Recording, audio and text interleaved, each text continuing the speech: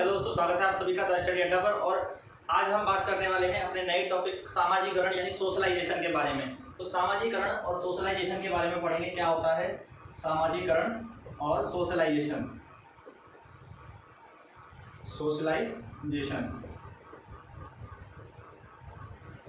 इसके बारे में जानेंगे।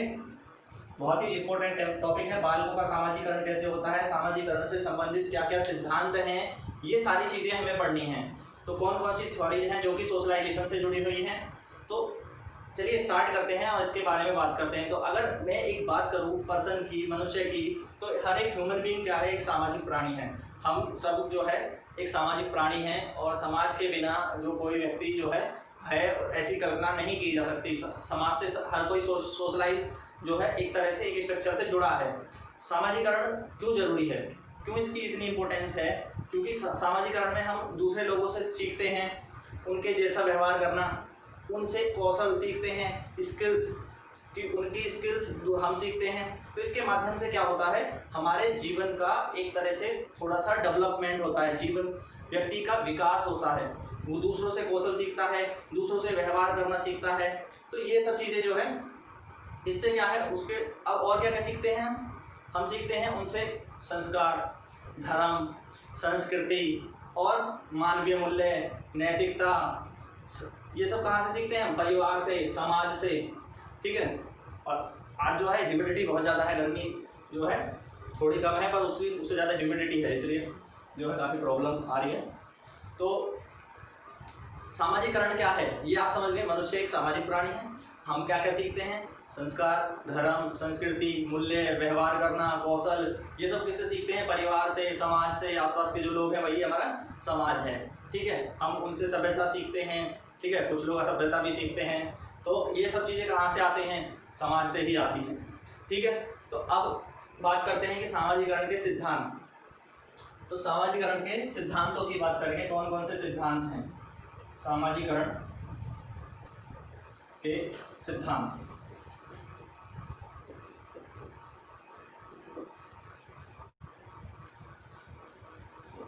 सामाजिकरण के सिद्धांत क्या हैं? इससे पहले हमें एक चीज बहुत अच्छी समझ लेनी चाहिए कि सामाजिकरण है क्या।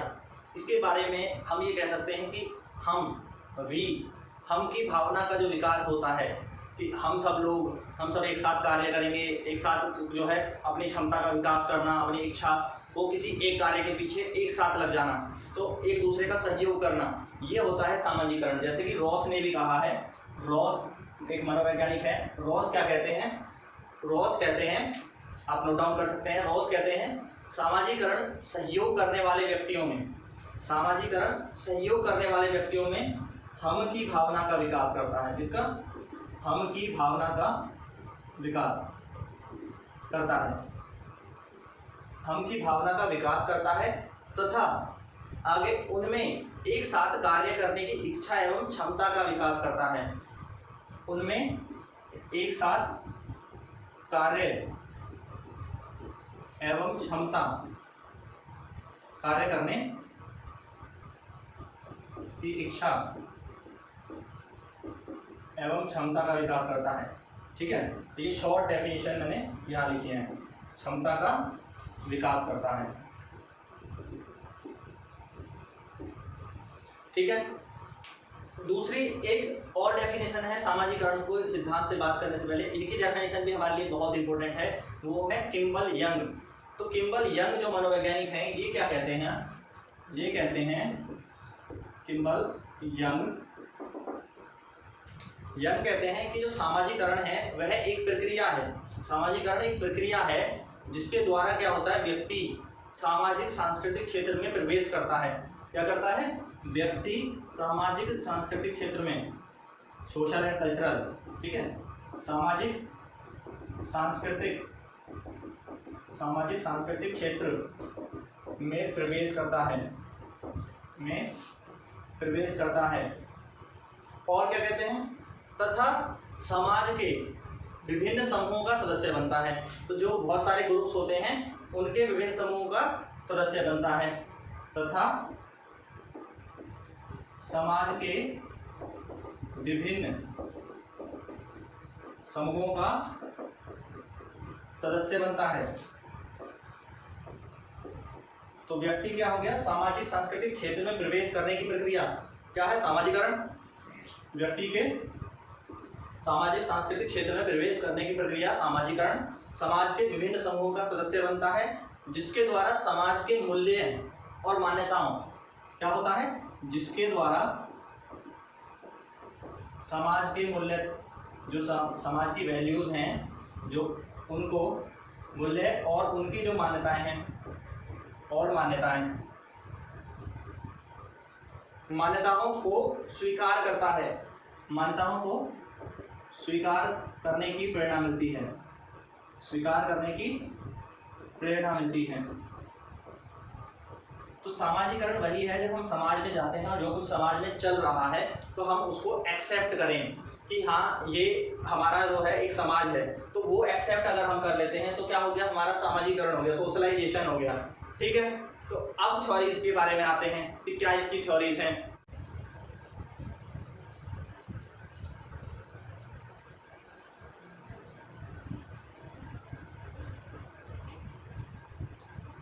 तो सबसे पहली जो थ्योरी है वो हम पढ़ेंगे स्वयं दर्पण का सिद्धांत। कौन सा, स्वयं दर्पण का सिद्धांत, लुकिंग ग्लास इटसेल्फ, स्वयं दर्पण का सिद्धांत।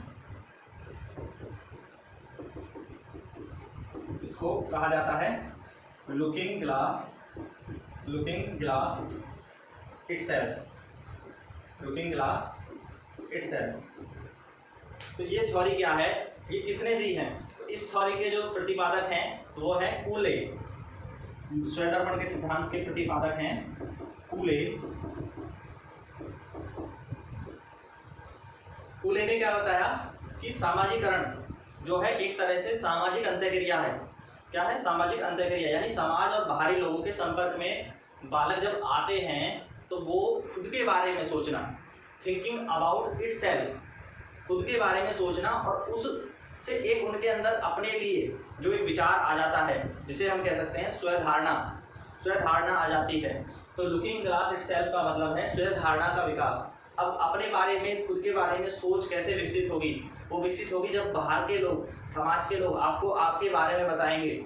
ठीक है, आपको देख करके, आपके व्यवहार को देख करके आपके बारे में बताएंगे, उससे बालक अपने बारे में एक सोच विकसित करता है, स्वधारणा। तो मेन क्या है यहाँ पे, स्वधारणा का विकास के बारे में है ये। स्वधारणा का विकास बालक में कैसे होता है, बालक में समाज एवं बाहरी अन्य लोगों के संपर्क में आने से, समाज एवं बाहरी अन्य लोगों के संपर्क में आने से होता है, संपर्क में आने से होता है। ये बात बताई किसने, कूले ने। अब ये स्वधारणा क्या है, स्वधारणा का मतलब होता है स्वयं के बारे में सोचना, स्वधारणा स्वयं के बारे में धारणा। ठीक है, अपने बारे में, स्वयं के बारे में सोचना, स्वयं के बारे में सोचना। ठीक है, तो इसको हम कहते हैं looking glass itself, the thinking about itself. एक बालक अपने बारे में सोचता है लोगों की राय से, अन्य लोगों की राय से। ठीक है, अब दूसरा जो सिद्धांत है वो क्या है, उसके बारे में बात करेंगे। अभी इसके बारे में पहले ये समझो कि ये आता कहाँ से है।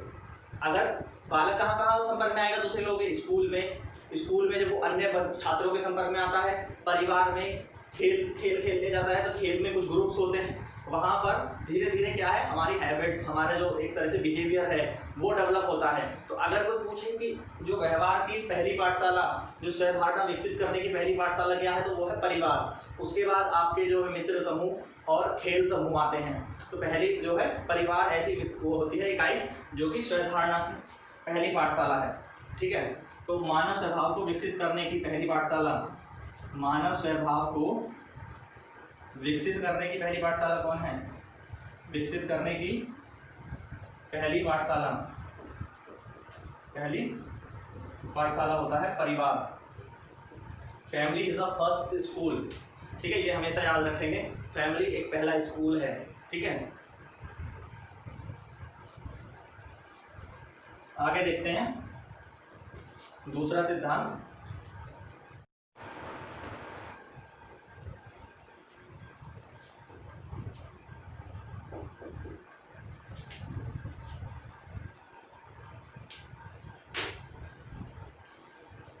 दूसरा सिद्धांत है मैं और मुझे का सिद्धांत। मैं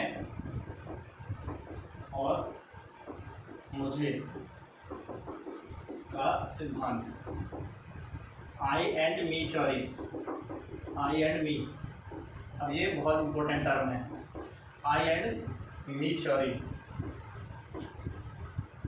तो मैं और मुझे का सिद्धांत देने वाले थे मीड। कौन? मीड। तो इसके जो जनक हैं, प्रतिपादक हैं, वो हैं मीड। तो मीड ने क्या बताया कि हम समाज में रहते हैं, हमारा एक सोशल स्ट्रक्चर है, तो वहाँ पे जब हम रहते हैं तो हमें धीरे धीरे जो स्वधारणा की भावना विकसित हुई है, हम जो है उसकी बातों से और समाज के व्यवहार से प्रभावित होते हैं।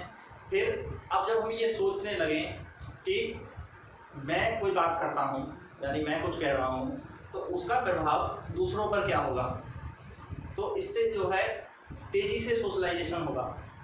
अगर बालक में जब ये सोच आने लगती है कि मैं कुछ कर रहा हूँ तो इसका इफेक्ट दूसरों पर क्या इफेक्ट होगा, तो ये ही सोच जो आ जाती है, इससे ही सामाजिकरण प्रारंभ होता है, यानी उसको अब समाज की चिंता हो गई। तो यहाँ से उसमें ये मैं की भावना विकसित हुई, ये एक तरह से इसमें डेवलपमेंट हुआ मैं की भावना का। तो इसको हम मैं की भावना कहते हैं, जब वो समाज पर अपने कार्यों के प्रभाव के बारे में सोचता है, समाज पर अपने व्यवहार का प्रभाव सोचना, व्यवहार के बारे में सोचना। तो यहाँ से क्या होगा, व्यवहार के प्रभाव के बारे में, व्यवहार के प्रभाव के बारे में। तो जब हमें ये लगता है कि मेरे किसी काम का जो प्रभाव है वो समाज पर कैसे पड़ेगा, तो इससे ही इसमें मैं की भावना आती है।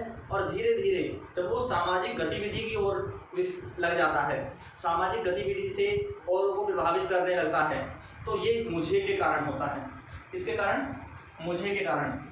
मुझे में समाज की चिंता और अधिक हो जाती है। तो सामाजिक गतिविधि जो है, सामाजिक गतिविधि में शामिल होना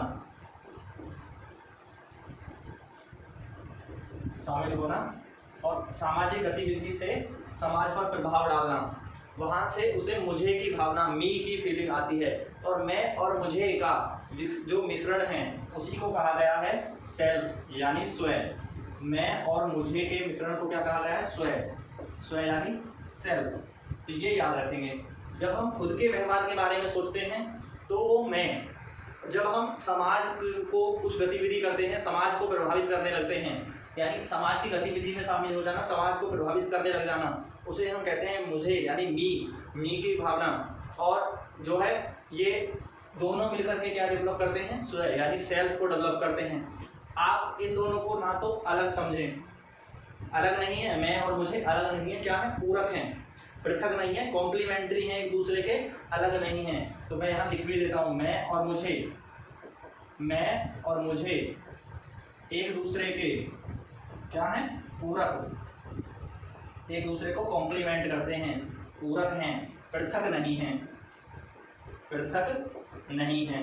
तो इन्हें अलग अलग नहीं मानना है, ये एक दूसरे के क्या है?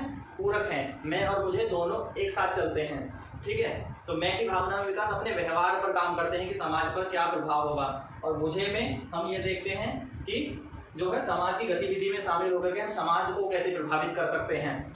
इन दोनों से ही स्वयं विकसित होता है, यानी सेल्फ की डेवलपमेंट होती है। क्लियर हो गया? अब तीसरे सिद्धांत के बारे में बात करूँ मैं, तो थर्ड जो थ्योरी है उसके बारे में डिस्कशन करें। चलिए थर्ड थ्योरी देखते हैं, तीसरा सिद्धांत क्या है, सामाजिकरण से जुड़ा हुआ तीसरा सिद्धांत।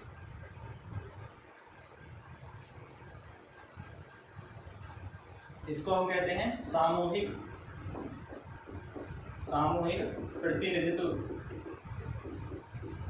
प्रतिनिधित्व का सिद्धांत। आप इसको सोशल रिप्रेजेंटेशन भी समझ सकते हैं। वैसे इसको कहा जाता है social integration, the theory of social integration, theory of social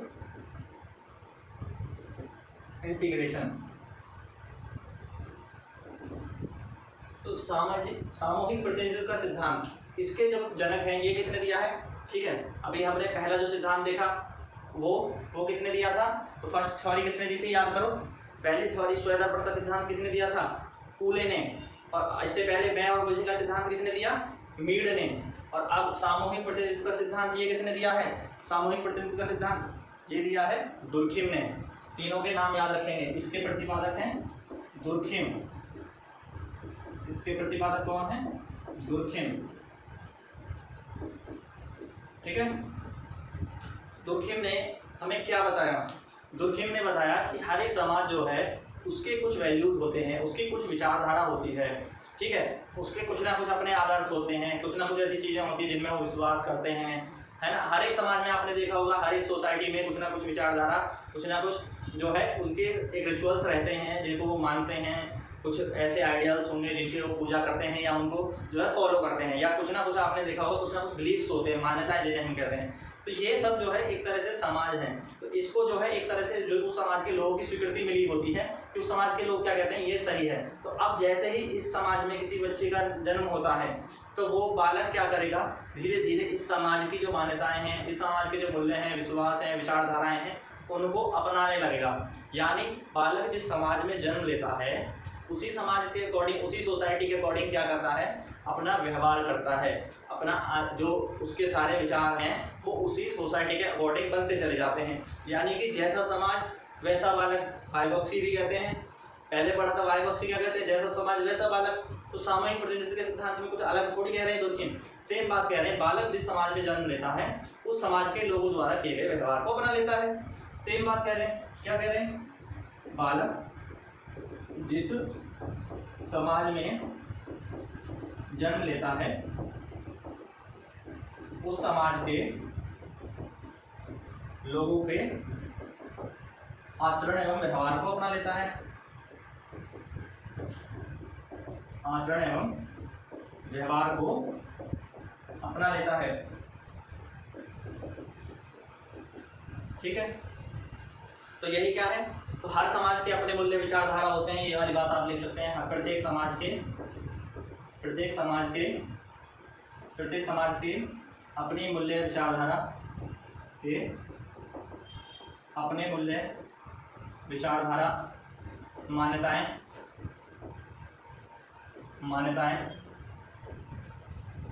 रिवाज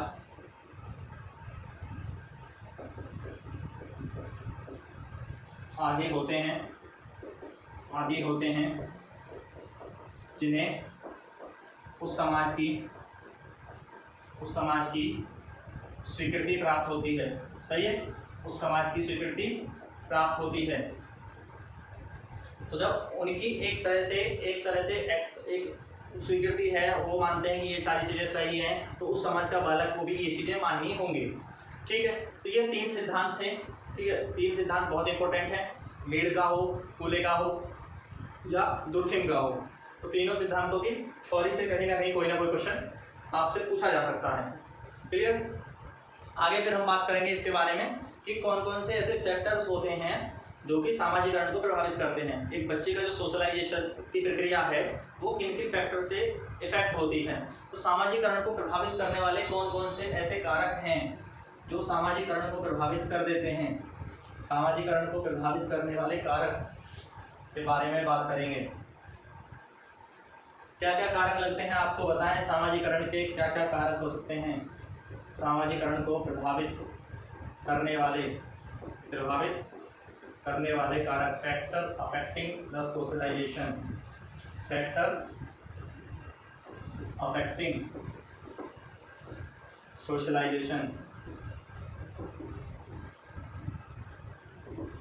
कौन कौन से कारण सोशलाइजेशन को अफेक्ट करते हैं। तो सबसे पहला इसमें जो मूल कारण है वो है, बहुत सारे कारण होते हैं, 8-10 कारण होते हैं, और भी कारण हो सकते हैं। जितना हम इसके बारे में डीप सोचेंगे तो कुछ हमें कई सारे फैक्टर देखने को मिलेंगे कि बालक की जो सामाजिकरण की प्रक्रिया है उसमें कौन कौन सी चीज़ें इफेक्ट करती हैं। तो एक चीज़ है पालन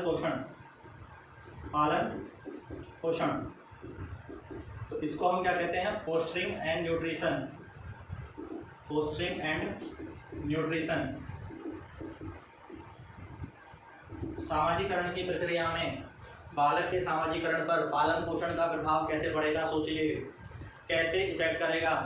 बालक जिस वातावरण में रहा है, बालक को पहले से ही जो वातावरण मिलेगा वो क्यों मिलेगा, क्योंकि उसके माता पिता की आर्थिक स्थिति जैसी होगी उसी प्रकार का वो पालन पोषण बालक को दे पाएंगे।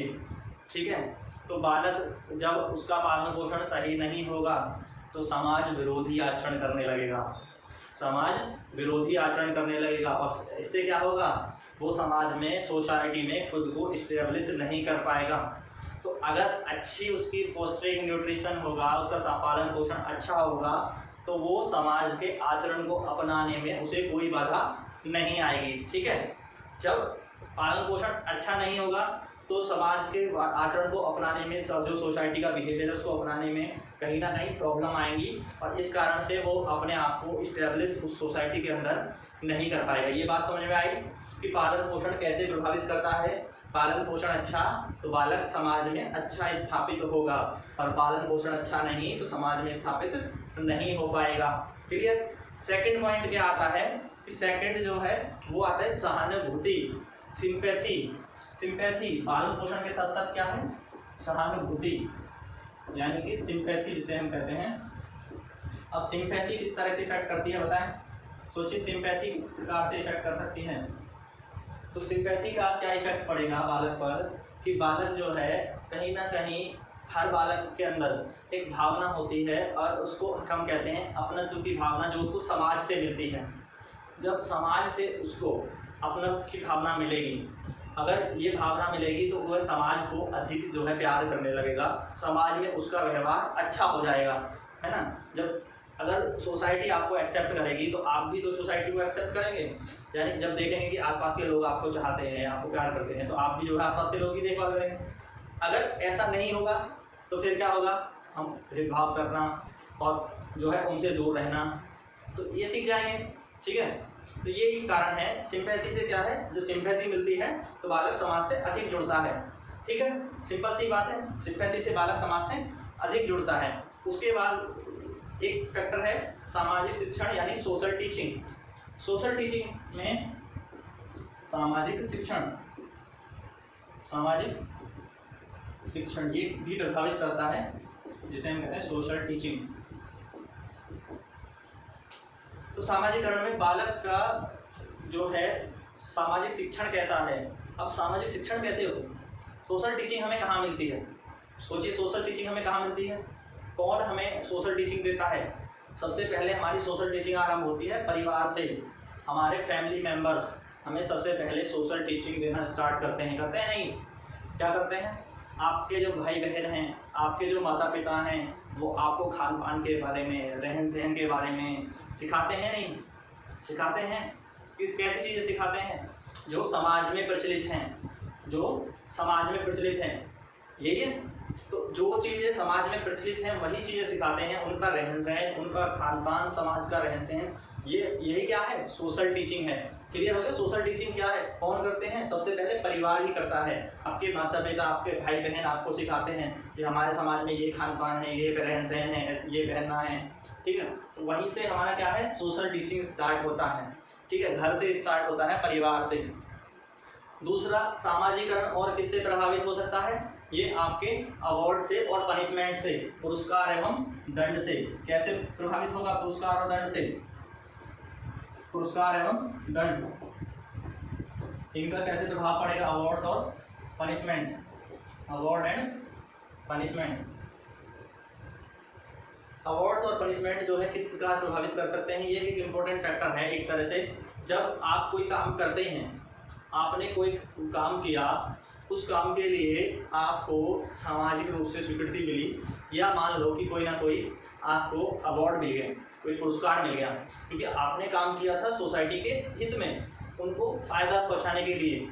ठीक है, आप परोपकार का काम करते हैं, समाज उसको रिकॉग्नाइज करेगा, आपका मान सम्मान करेगा, तो क्या होगा, आपको एक तरह से और ज़्यादा सोशल होने की मोटिवेशन मिलेगी, मिलेगी नहीं, और ज़्यादा सोशल हो जाएगा। अगर आपने कोई असामाजिक काम किया, कोई ऐसा काम किया जिसके लिए आपको पनिशमेंट मिले, चोरी कर ली मान लो और आप पकड़े गए, चोरी कर ली और आप पकड़े गए, तो समाज में एक तो आपको दंड मिला और इससे लोगों में आपकी रेपुटेशन खत्म हो गई। तो अब क्या हुआ, सोशलाइजेशन प्रभावित हुआ नहीं हुआ, आप चार लोगों के बीच बैठ नहीं पाएंगे, कहीं पे कोई मीटिंग में आपको बुलाएगा नहीं, कहेंगे ये तो चोर है। तो क्या हुआ, ये सामाजिकरण हमारा प्रभावित हुआ। कैसे प्रभावित हुआ, हमने कोई असामाजिक व्यवहार किया, उसके लिए हम पकड़े गए, दंड मिले, तो वो सब में चर्चा में आ गए। तो अगर कोई अच्छा काम किया उसके लिए आपको जो है अच्छा पुरस्कार मिला, एक अच्छा सा प्रोग्राम हुआ, सब लोग वहाँ आए, उस प्रोग्राम में आपको अवार्ड मिला तो अवार्ड हो जाएंगे। तो पुरस्कार और दंड क्या है, सामाजिकरण को प्रभावित करते हैं। सिंपल सी कहने की बात ये है, ठीक है।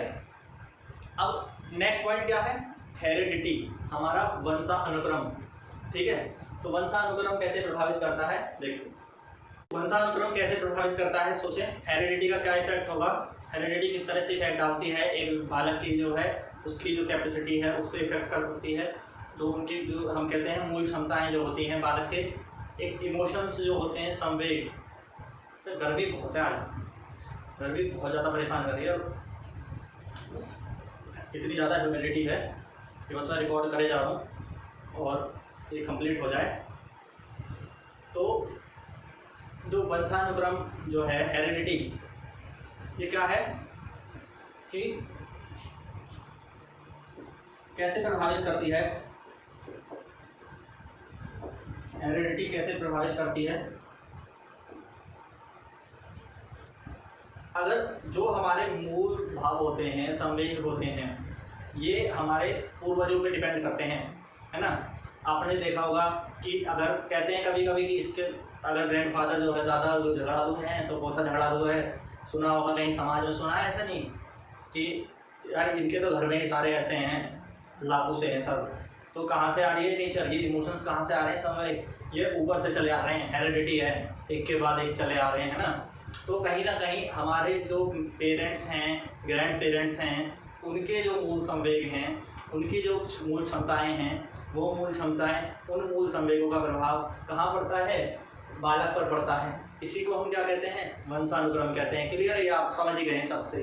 अब जैसा उनका सामाजिकरण हुआ, आपके जो ग्रैंड पेरेंट्स थे उनका सामाजिकरण कैसे हुआ होगा, क्योंकि उनके भी यही संवेग थे, यही इमोशन थे।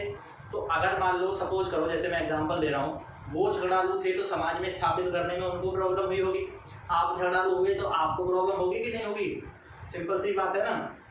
बस यही चीज़ समझनी है कि हमारे जो इमोशंस हैं वो हमें इफेक्ट करेंगे सामाजिकरण में, और इमोशन जुड़े हैं पीछे से, है ना, वंशानुक्रम से, ठीक है।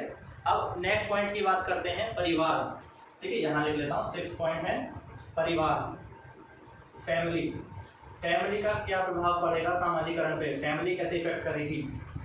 हम फैमिली का एक मेंबर होने के नाते आप एक फैमिली के एक स्थान रखते हैं अपनी फैमिली में। आपकी फैमिली का जो समाज में स्थान है, आपकी फैमिली की जो वैल्यूज़ हुई, जो उनके संपर्क हैं, उनके संपर्क में आप खुद आ जाएंगे।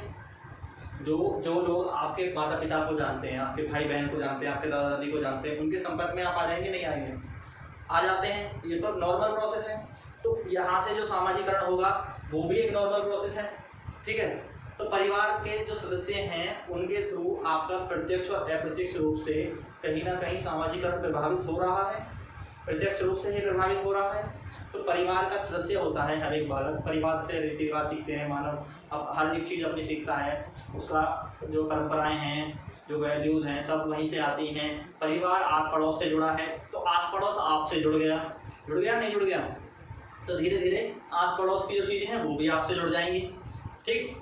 नेक्स्ट फैक्टर क्या होता है, परिवार फिर पड़ोस, परिवार और पड़ोस सेम चीज़, ठीक है, नेबर।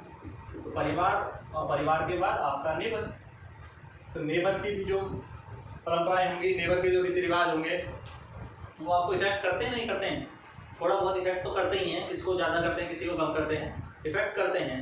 हर परिवार के कुछ सदस्य अपने पड़ोस से जुड़े होते हैं, आप भी जाते होंगे, उनके बालकों के साथ रहते होंगे, खेलते कूदते होंगे, ठीक है, उनके साथ आप पढ़े लिखे होंगे, तो आप पर कहीं ना कहीं उनकी बातों का प्रभाव पड़ेगा नहीं पड़ेगा। पड़ोस ने हमें प्रभावित किया, हमारे पर्सनैलिटी को भी प्रभावित करते हैं, हर चीज़ को प्रभावित करते हैं। अगर पड़ोस अच्छा होता तो सामाजिकरण अच्छा होता, और अगर पड़ोस खराब होता आपका सामाजिकरण अच्छा नहीं होता।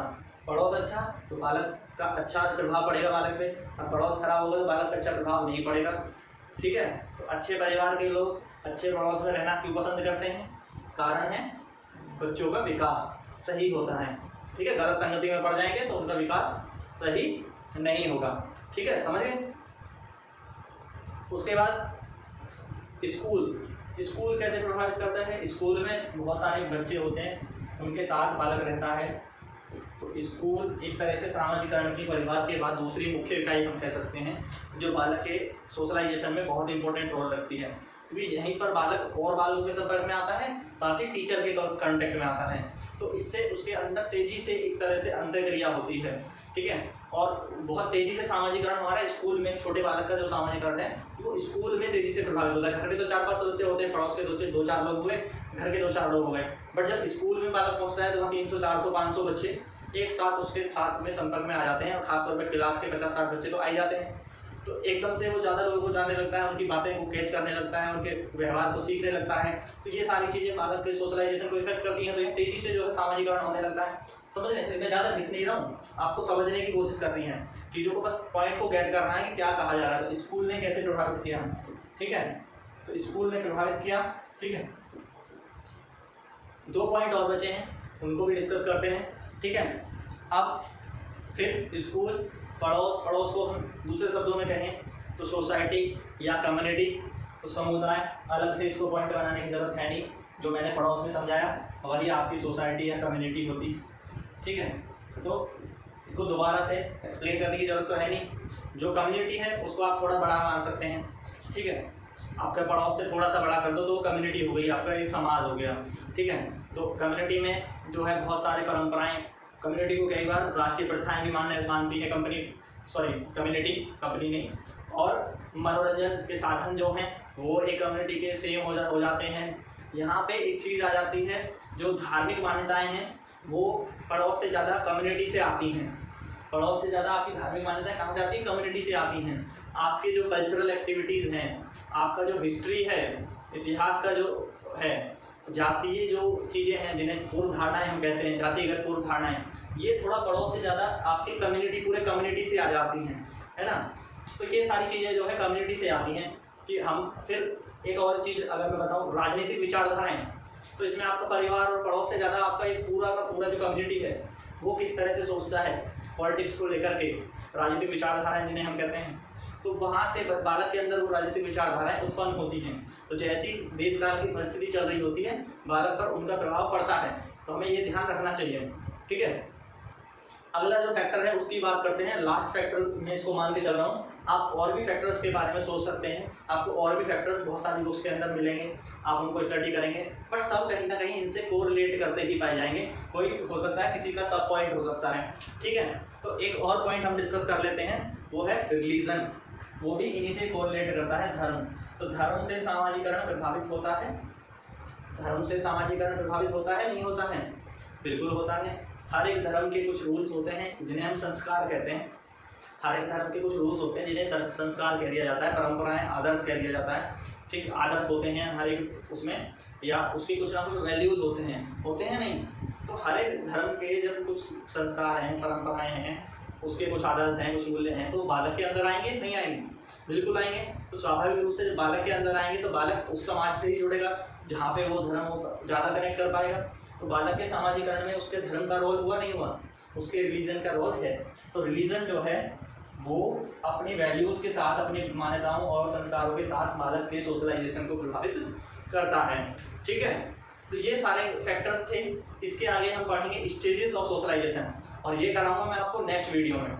आज जो है बहुत ही ज़्यादा जो है गर्मी है और ह्यूमिडिटी काफ़ी ऊपर जा रही है, तो अब ये नेक्स्ट में ही हम डिस्कस करेंगे, और तब मिलेंगे आपसे नेक्स्ट वीडियो में। Thank you.